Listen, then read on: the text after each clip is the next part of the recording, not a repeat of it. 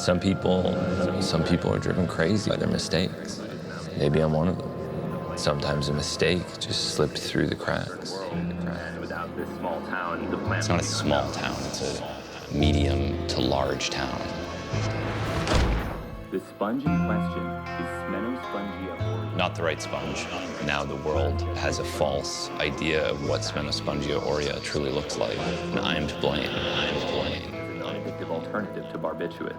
Not barbiturate, barbiturate. That's clearly an illustration of Amanita pantherina, not Amanita phalloides. There's a difference. This map is wrong. Salvia divinorum is actually legal in South Carolina. The worst mistake of all. Alfred Savinelli lied to me. You decided that you wanted to write a pamphlet about it under a pseudonym. Such a bizarre lie. You lied to me on television. You know, there's not really instructions on this sort of stuff. I've learned some really good techniques. I've been fascinated by psychoactive drugs my whole life. I love to study their chemistry and impact on society. And my work has allowed me to investigate extraordinary substances around the world. Yet there are still mysteries that remain.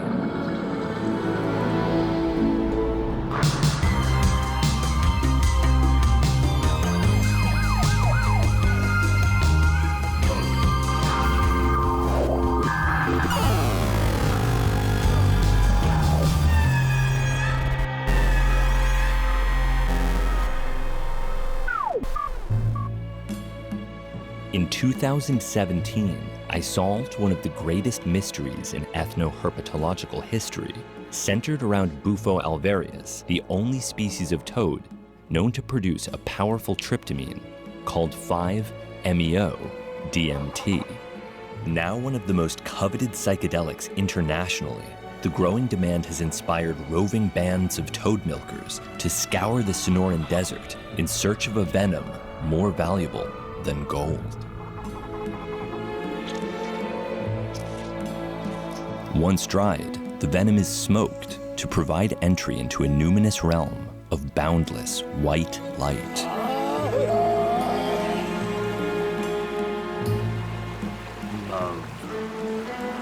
Yes, you can make a cookie with love. But the smoking of this venom has a humble origin that can be traced to a single pamphlet called Bufo alvarius, the psychedelic toad of the Sonoran Desert. Written in 1983, the pamphlet is a work of extraordinary erudition that seemingly emerged out of nowhere. It describes everything from the venom's chemical composition to its qualitative effects when smoked, in addition to techniques for locating and milking the toad. Without a history of human use, the identity of the author becomes even more intriguing. Who could have written this guide, and who would have taken the incredible risk of smoking the venom with nothing but evidence of its toxicity? Who is Albert Most? After interviewing several claimants to the Almost name, my evidence led me to a toad specialist and incense entrepreneur, Savinelli. who reluctantly acknowledged his authorship of the pamphlet. You published this pamphlet in 1983. Yes. He's lying. Can you tell me how you got to the point that you were investigating toad venom? Sure. It began by me gathering river toads, expressing the venom onto cigarettes and smoking it. And I propagated a lie. I noticed that you dedicated the pamphlet that you authored to Pat and Quanah. Is that Quanah Parker that you were? And who's Pat? Pat was his wife. Quanah Parker had 8 wives, and not a single one of them was named Pat. I could have looked that up. After the episode was released, thoughtful viewers were quick to offer constructive criticism. I knew there were unusual things about him. He didn't live in Denton, Texas, where the pamphlet was published. He didn't have any of the original pamphlets, any of the original artwork, any of the original t-shirts, also a red flag. Was it modesty or dishonesty? I called one more time to set the story straight. Why was Venom Press based in Denton, Texas? Are you living in Texas at some point? I want to make sure everything is factually correct, that you are Albert Most. That's almost correct. But Hamilton, let me get back to you, okay? I was duped. It was my responsibility to evaluate the truth of his claims. These mistakes have consequences. A shameful history of journalistic misrepresentation of psychoactive toads has resulted in the tragic ruination of lives, none more severely than a clinical pharmacist and toad educator named Robert Shepard. Although he wasn't Albert Most, I hoped Dr. Shepard could provide insight into the consequences of unscrupulous toad journalism.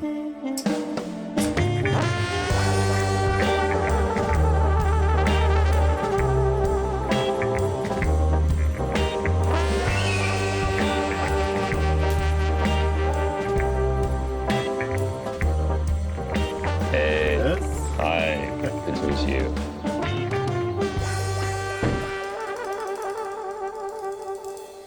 I didn't do anything wrong.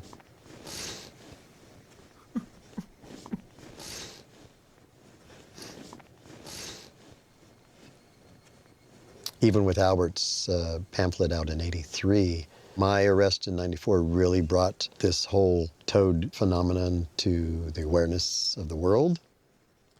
And the picture that was being painted by the media was not true.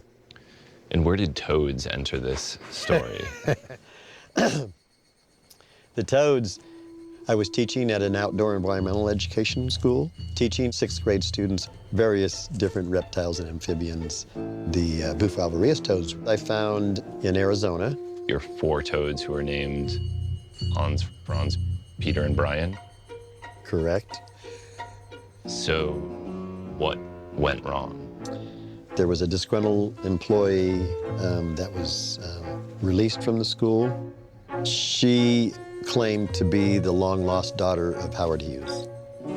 And she was calling law enforcement, telling them that I was giving drugs to the children. Law enforcement appeared on the scene and asked me, "So Robert, what are you doing?" And at that point I said, "I'm not breaking any laws." And their response was, "No, we think we will just arrest you and let the courts figure this all out." And then that's when the shit hit the fan. Both my wife and I were arrested. We had no idea how the media would react. I was shocked. The media just went crazy with it. They hounded me. They were at my door. They would be following me in their vehicles with cameras.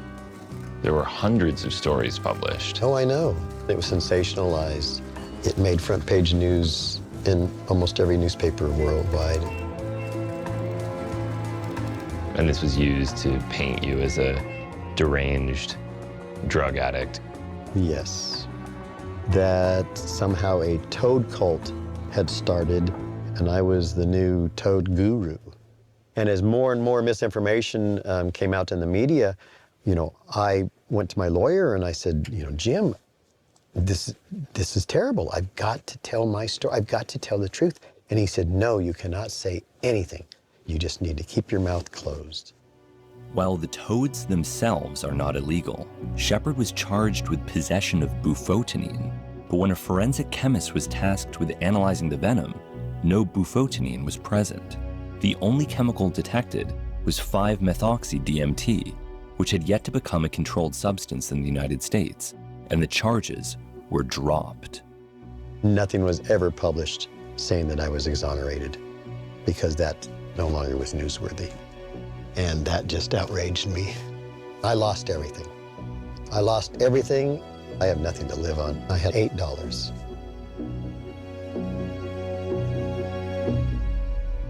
And then started my life over again.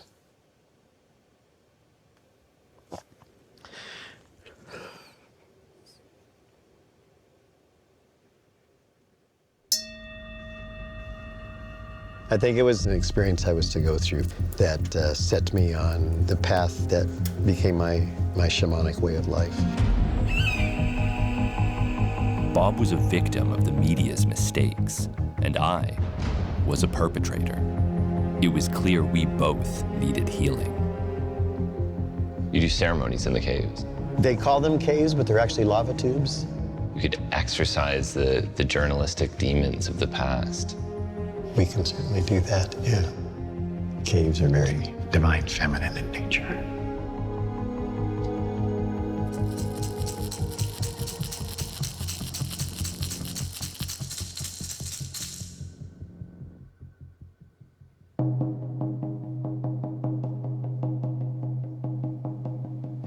intention is to release any negativity attached to the Bufo incident.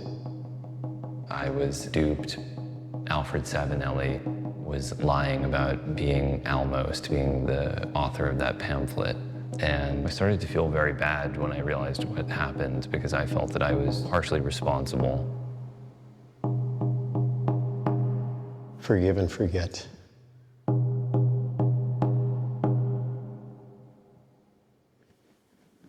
And so it is. It's scary to acknowledge mistakes. It is. It really is, yes. Just follow your heart, Hamilton. We're all in this together.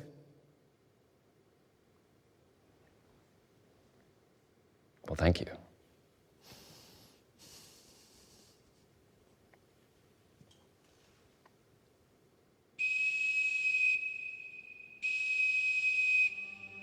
As the spirits of past journalistic errors drifted into the sky above Mount Shasta, I knew a path of truth and discovery lay before me.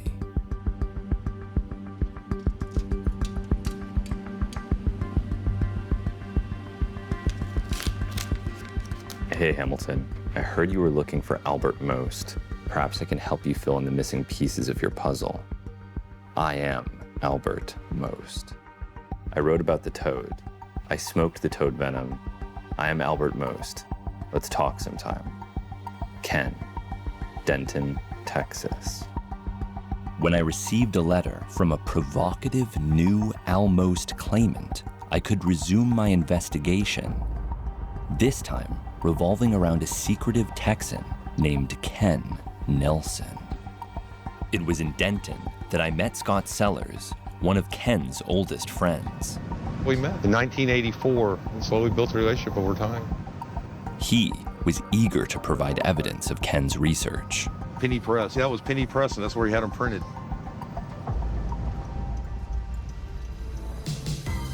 I had caught your show.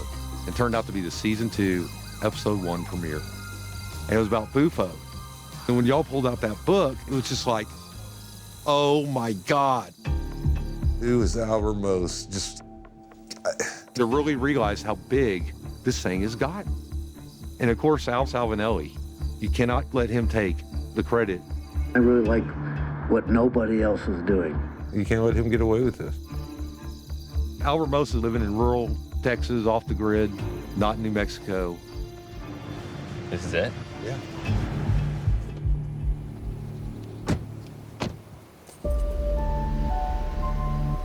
He bought this missile base. Wow. Isn't this incredible? It's really a beautiful thing that he's done here. A relic of the Cold War arms race, the base was once equipped with nuclear warheads and Nike missiles designed to intercept Soviet bombers. Long after it was decommissioned for military use, Ken bought the base and lived in an officer's barracks. He tore down walls, searched for tunnels rumored to lay beneath Denton, and created artistic arrangements of small metal skulls. A one-man offensive against a world without 5-methoxy-DMT. And why do you think he was so interested in psychedelics? I think it started out as fun, but then he realized that we used to talk about, approaching, seeing around the corner. You're along this wall of life, and it gives you a chance to kind of see around that corner and see something else and see the world in a different way. And he did. And I think psychedelics helped him do that.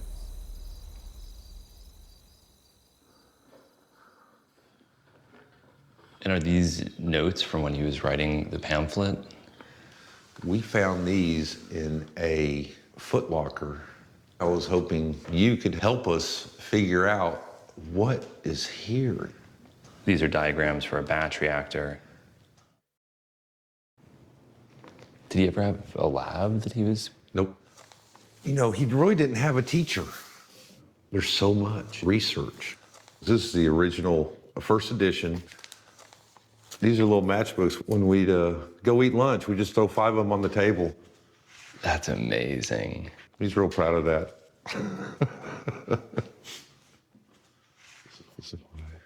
That's the van he rode in. But he drove in and squirted the venom on the windshield.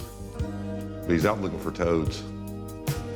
A psychedelic researcher and committed environmentalist, Ken was an unlikely recruit, but he joined the military in order to learn tactics to inform his anti-nuclear protests. While stationed in Georgia, he read an article in the August 1981 issue of Omni magazine, summarizing the work of anthropologist Jeanette Runquist, who had excavated 10,000 toad bones from an ancient Cherokee settlement in North Carolina.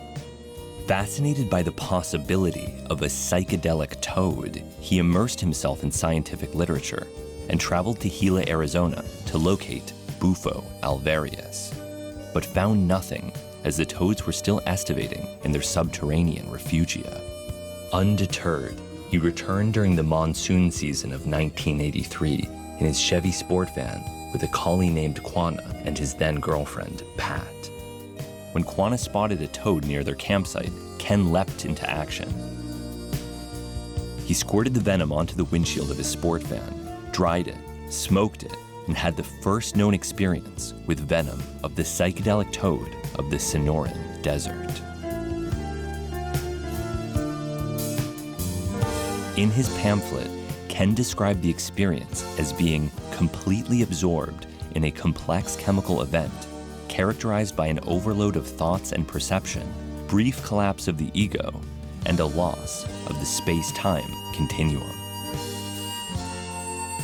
He returned to Denton, Texas, where he became a resident advisor and enrolled in a technical writing class to help publish the results of his research. The product was a new religion, a series of t-shirts, a specialized toad venom smoking pipe, 5-methoxy-DMT matches, and a small pamphlet that would forever change ethno-herpetological history. I was first. In science, when you scoop everybody, you beat them to the punch. So once I realized what I had, it was a big deal. And smoked it. After the publication of his pamphlets, Ken left reams of fan mail unanswered and ignored inquiries from the scientific community.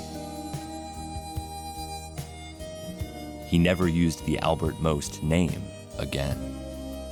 When he bought the decommissioned Nike missile base, he focused his efforts on transforming it into a psychedelic utopia where he lived for 30 years. And as international interest in Bufo alvarius grew, only a handful of Dentonites knew the true identity of Albert Most. It's hot back here. Okay. A lot of this stuff is kind of buried. You can see I really take care of my stuff. Huh. Oh, wow. It's real fragile because it's been buried back here. But this is ancient. I don't know if we can salvage it. Oh, I found my portfolio. I think I can get it.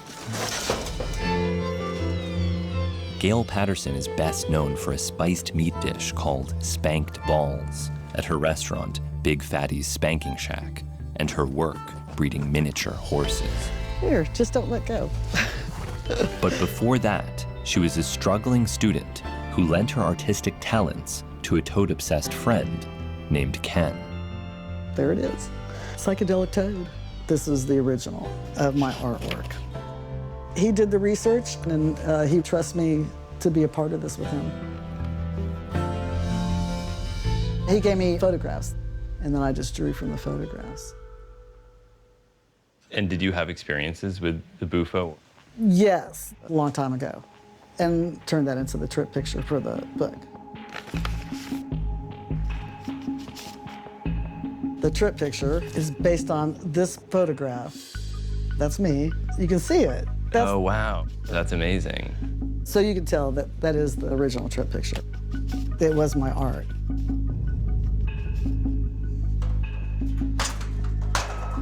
Ken's a pretty interesting guy. We did the whole thing with the missile base, and then that got kind of crazy out there at the base. He was pretty obsessed with the tunnels.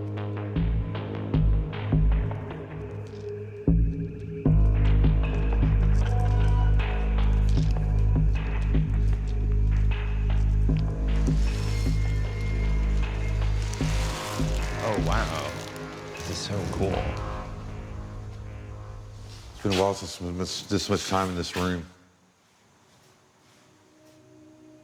So he was looking for tunnels here? He's looking for tunnels here, yes. Must have been a huge amount of work. How long did he spend doing this? 3 years. You know, there'd been rumors around, I'd say for decades, that there were tunnels at this missile base, and he was determined to find them. Wow. I mean, I guess it's the kind of curiosity you need to discover something new. Yeah, I see your point.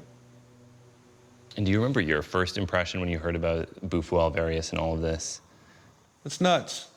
Was my first impression. It's crazy. But then I read the book, and I got to know Ken. With all his information, he had done all the research. Ken put it together and realized that, holy cow, there's a freaking psychedelic toad in Arizona. Who would have thought? Ken was different. He was very smart, very intent on research, but you have to think pre-internet, so research was really precious. And so I would drive him to the medical library.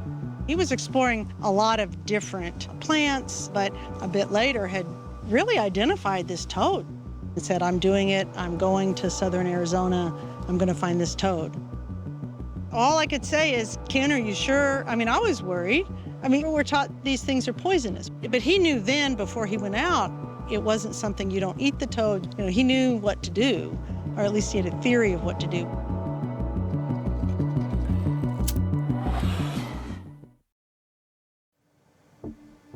Can the enzymatic soup be cultured with serotonin to yield 5-MeO-DMT? How? Just brainstorming questions almost. They're all good questions. Ken was only known for one short pamphlet, but his files contain hundreds of pages of notes for unrealized projects, with a special emphasis on plans to construct a synthetic toad venom machine. These are diagrams for a batch reactor. He's looking for biosynthetic pathways that could be exploited in vitro. Ties into this idea of producing it synthetically. I did a lot of research on it. It's a purification of the toad venom to get the isolated 5-MeO-DMT. It's pretty clear that he's looking for a way to produce 5-MeO-DMT without using toads. There's people out there milking them till they bleed, which is just driving this amazing animal to extinction. Killing the golden goose. He was very concerned about the toad being abused, mishandled. It's just what he envisioned 35 years ago. I just see that the interest in it is so strong that it's going to become popular. I think you guys got to keep this in our bag of tricks.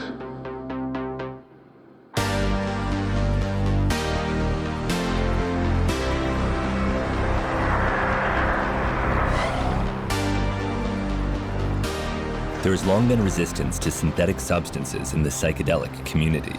So when I received an invitation to give a talk at a conference of toad venom enthusiasts, I saw it as an opportunity to build upon Ken's research and offer a scientific solution for the conservation of psychedelic toads. Perhaps it would be here, at the World Bufo alvarius Congress, that I might find a receptive group of staunch rationalists. Walking stick. What have you been up to? I have been staying active in toad venom. In fact, that particular experience motivates me every single day.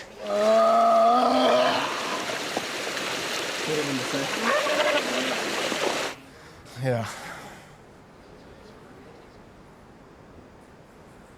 Yeah. But I made something else for you. Wow. More than anything, it's just about continuing to replicate it and to echo forever and ever and ever and ever and ever, because it was such a powerful moment. To see it play out on TV was the most freakiest shit ever. Thank you. I appreciate it. There was no shortage of merchandise for sale. Unsanctioned t-shirts printed with the artwork Gail Patterson made for Ken's pamphlet, and plush Bufo alvarius throw pillows, $50 a piece. Ya la gente ha fumado mucho. Antes trabajaba los viernes, los sábados y domingos, pues era. Toda la semana me cae trabajo. Hello everyone, welcome to WBAC. Hello. Oh my God. Whew, thank you. So, as we know, this medicine of 5-MeO-DMT from this sacred creature, the Bufo alvarius toad, is just that. It is a sacred medicine. It is carried in the body of this creature for 9 months under the ground in the darkness, potentiating the 5-MeO-DMT as well as other alkaloids. There is a phenomenon happening with the Bufo alvarius toad around the world. You see it all over social media, and it's going to grow and bloom, and it's going to get very big very soon. This beautiful spirit, Bufo alvarius, is a sacrament. Beautiful sacrament. Another ally. Uno de los tesoros más grandes de la humanidad. How do we know this toad that we're getting is collected properly? Is there respect for the toad? This is a great and sacred gift from the toad. Many people are interested, and so the supply and demand of medicine, we just hope it's kept sacred. Don't kill them. Tanta gente también, indirecto o directamente, ha salido bendecida y favorecida por este medicamento. Hemos empezado a ver que la población de sapos Bufo alvarius que tenemos en Sonora está desapareciendo. Hay lugares muy focalizados a los que nosotros íbamos a recolectar el medicamento y ahora ya no hay ni uno, pues está condenado a desaparecer, como ya nos ha pasado con otros animales.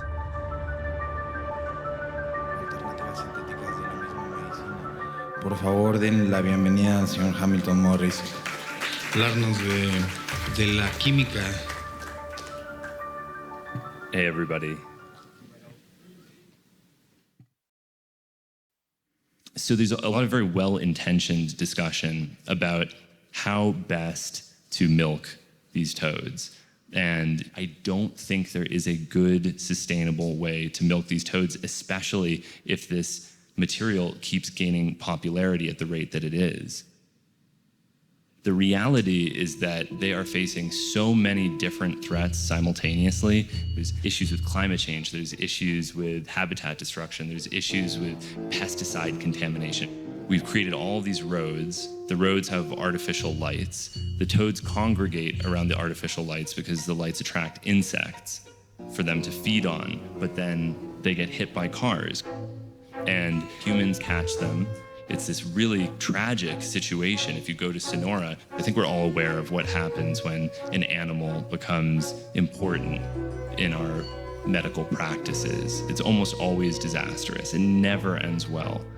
Whether it's milking hemocyanin from horseshoe crabs, or a really tragic example would be this thing called the scrotum frog that lives in Lake Titicaca, where poaching has decimated the wild population.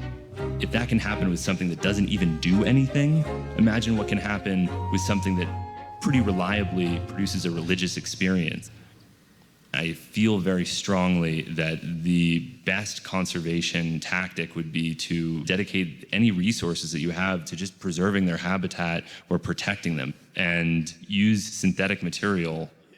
And yeah, I guess someone agrees, that's good. Now, due to the globalization of the chemical trade, you can get the precursors to make 5-MeO-DMT, which are completely legal internationally. It's, 5-methoxytryptamine is a metabolite of melatonin, and produce it very inexpensively synthetically on as large a scale as you want. Doesn't have to involve toads at all. This is a lucky situation. There's a way to do it sustainably, and I think we should really seriously consider this.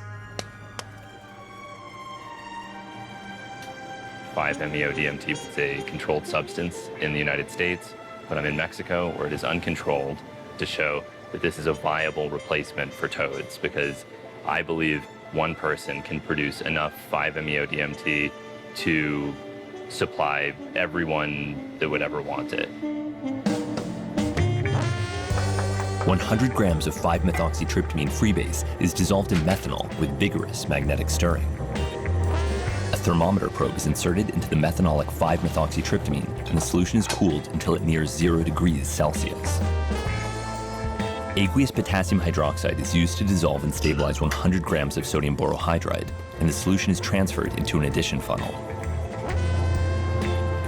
A second addition funnel is charged with a methanol-stabilized aqueous 37% formaldehyde solution, and the dropwise addition begins.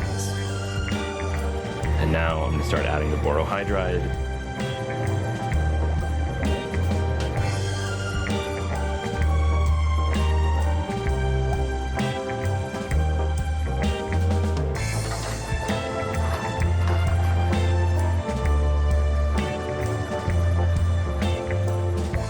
Lone pair electrons on the basic nitrogen attack formaldehyde's carbonyl carbon, forming an imine and water.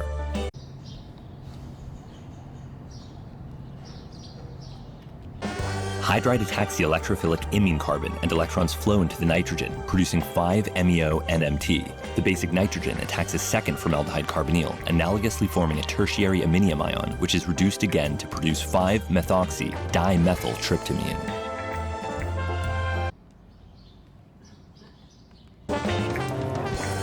Yes, complete transformation of the starting material. Borate salts gradually precipitate, and the solvent volume is reduced by overnight heating. As the methanol evaporates, 5-MeO-DMT precipitates as a brown oil and coalesces on the surface. Pretty beautiful.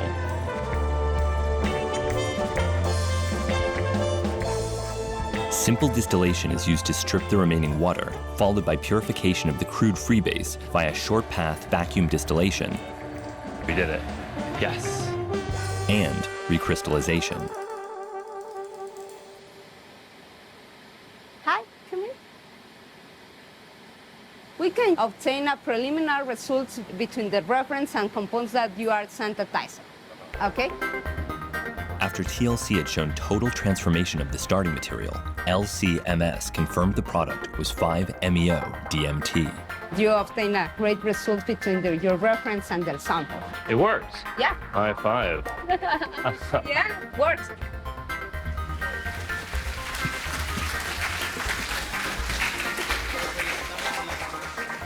Time for questions. Okay.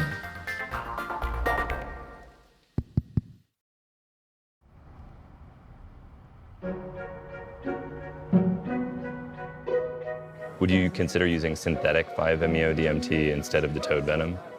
Prefiero el natural. Where I'm coming from, I'm a natural woman. I don't like chemicals. Yeah. No creo que se pueda cambiar la perspectiva de la gente de lo sintético a lo natural. What I'm listening to about your chemical versus from the toad, are we considering that the difference here may be a spirit of a toad that's actually at play here? And if that is the case, is it possible to ever actually synthesize that in the first place? Right. I do believe that there is no difference between synthetically produced 5-MeO-DMT and 5-MeO-DMT isolated from the secretions of Bufo alvarius. I work with both synthetic and Bufo 5-MeO-DMT. Smoking the toad is different than smoking the synthetic. It has a different feel to it, so there's something else in there in the mix that distinguishes these two. I think that we often underestimate our own contribution to these experiences. So we tend to assign it to the drug, but not to ourselves.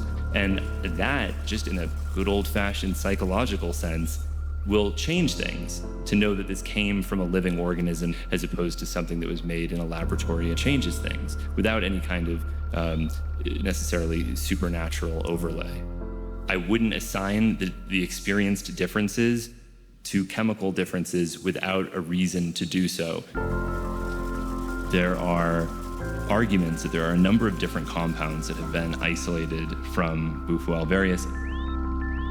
They all may contribute in an entourage effect that modulates the activity, but there's no evidence for it. And I think it's really important to think about this in an evidence-based way, because even bufotenine, which is the only other compound that has ever been found in Bufo alvarius that is definitively a psychedelic, is never present in very high concentrations, if at all. It wasn't present in any of the analyses that I did. I don't think that it plays a major role in the experience that everyone is collected here to talk about. It would be more likely, if I had to guess, that it's a dosage difference. The only justifiable reason for milking toads right now is to analyze the venom, figure out exactly what it contains, and then figure out a sustainable synthetic way to recreate it so that we don't need to bother toads. There seem to be a lot of people, very spiritual people, and I am thinking that you might be a spiritual person. Absolutely. And they seem to be opposed to synthetic 5-MeO-DMT. Yeah, but I believe as the synthetic, you can get the full-on dose, exactly what you want. It's important to me to get that dose just right. Even if they're milked in a good way, one of those toads might have PTSD or something and is freaking out while they're getting milked. I believe that goes into the medicine.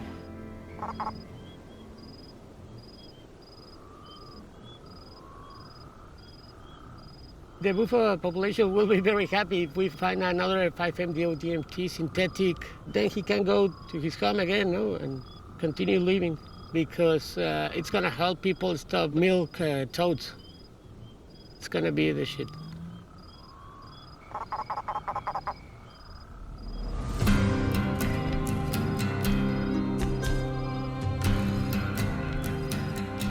Almost, I know the toads because of him.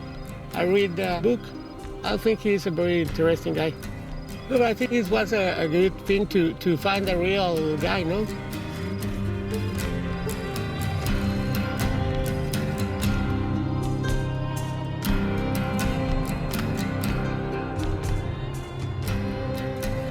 In late August of 2019, after I had met his friends and come to have a more complete understanding of his research, the real Albert Most, Ken Nelson, invited me to visit him in his assisted living facility. Parkinson's disease had taken Ken's strength, but he still had the energy to discuss his discovery that changed the world. Hey, Hamilton. Hello. It's really a pleasure to meet you. Good meeting you. This is my example of a psychedelic toad, by the way.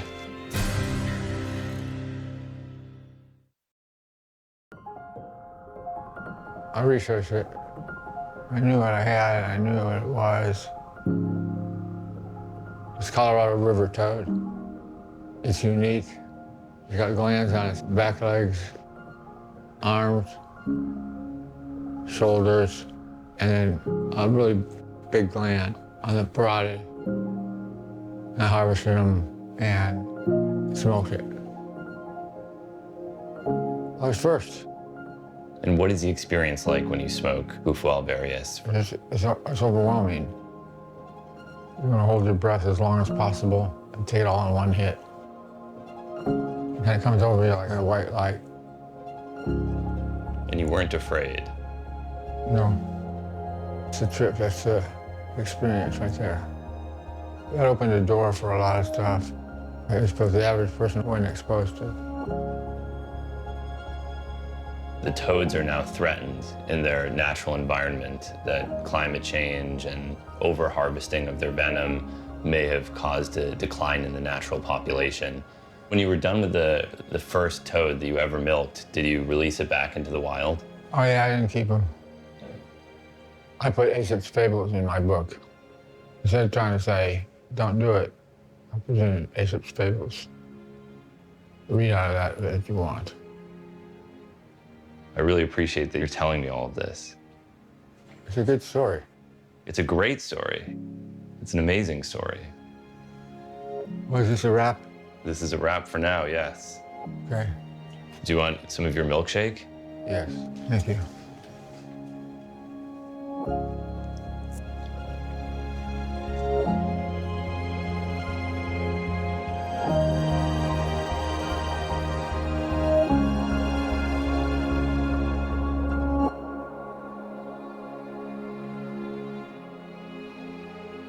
So one product of Ken's anonymity was that other people could come in, they could steal his work, they could sell T-shirts, and now that he's decided to take credit for his research, I was thinking that you could help. Absolutely. Ken has a copyright. Gail's drawings are beautiful. Making money off of it, it happens to be illegal. Confirm to us in writing that you will cease and desist. You think that's strong enough? Could it be even more threatening and still legally binding? Blatant egregiousness. I was also thinking, with your permission, that it would be interesting to reissue the pamphlet, but with a final page that identified the possibility of producing 5-MeO-DMT synthetically. Yeah, we could reissue the book and give Ken credit.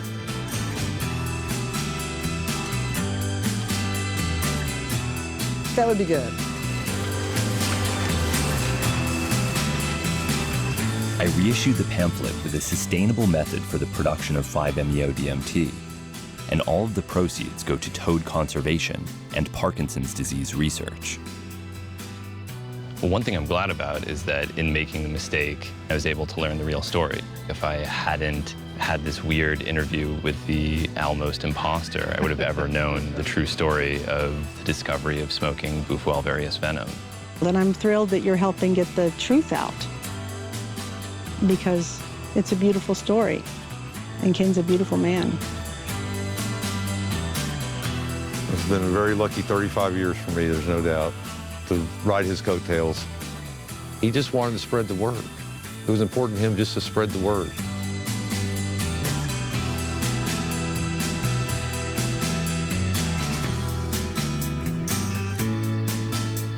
My mission is to correct the mistakes that I've made, but also the indiscriminate use of toad venom. I do think this is a viable synthetic alternative to milking toads. It means that people can divorce themselves from any sort of toad harassment in the 21st century.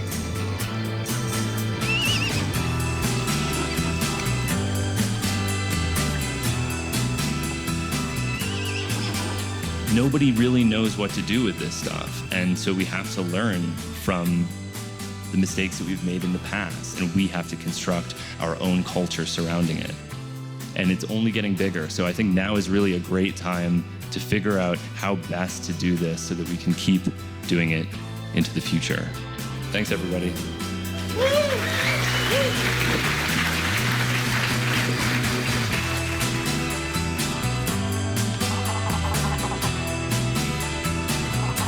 Go, come again. Continue living.